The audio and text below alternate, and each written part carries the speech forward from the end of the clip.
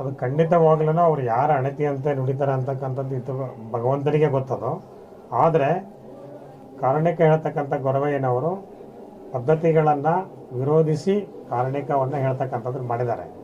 ಈ ವರ್ಷನೂ ಕೂಡ ಅವರು ಕಾರಣಿಕ ಹೇಳಿರ್ತಕ್ಕಂಥದ್ದು ವೈಯಕ್ತಿಕವಾಗಿಯೇ ಹೇಳಿದರೆ ಹೊರತು ಗುರುಪೀಠದ ಸಂದೇಶ, ಆಶೀರ್ವಾದ, ಭಂಡಾರ ಯಾವುದನ್ನು ಪಡೆಯೋದಕ್ಕೆ ಅವರು ವಿರೋಧ ಮಾಡ್ತಾ ಇದ್ದಾರೆ. ನಮ್ಮ ವರಿಷ್ಠಾಧಿಕಾರಿಗಳೇ ನನ್ನ ವೈಯಕ್ತಿಕ ನಾನು ಕೇಳ್ಕೊಂತ ಇದ್ದೀನಿ, ನೀವು ಭಂಡಾರ ಹಚ್ಚಿರಿ ಅಂತಕ್ಕಂಥ ಮಾತನ್ನು ನಮ್ಮ ವಿಜಯನಗರ SP ಸಾಹೇಬರು ಸಹ ನನಗೆ ರಿಕ್ವೆಸ್ಟ್ ಮಾಡ್ಕೊತಾ ಇದ್ದಾರೆ. ಆ ಪರಿಸ್ಥಿತಿ ಈ ಕ್ಷೇತ್ರದಲ್ಲಿ ಬರಬೇಕಾಗಿತ್ತಾ? ಎಷ್ಟು ತಲೆತಲಾಂತರದಿಂದ ಈ ಕಾರಣಿಕ ನಡೆದಿದೆ, ಎಷ್ಟು ಗುರುಗಳು ಗೊರವಯ್ಯನಿಗೆ ಆಶೀರ್ವಾದ ಮಾಡಿದ್ದಾರೆ. ಅದೇ ದೈವತ್ವದಲ್ಲೇ ಕಾರಣಿಕವನ್ನು ನುಡಿದಿದೆ, ಅದು ಸತ್ಯ ಆಗುತ್ತೆ.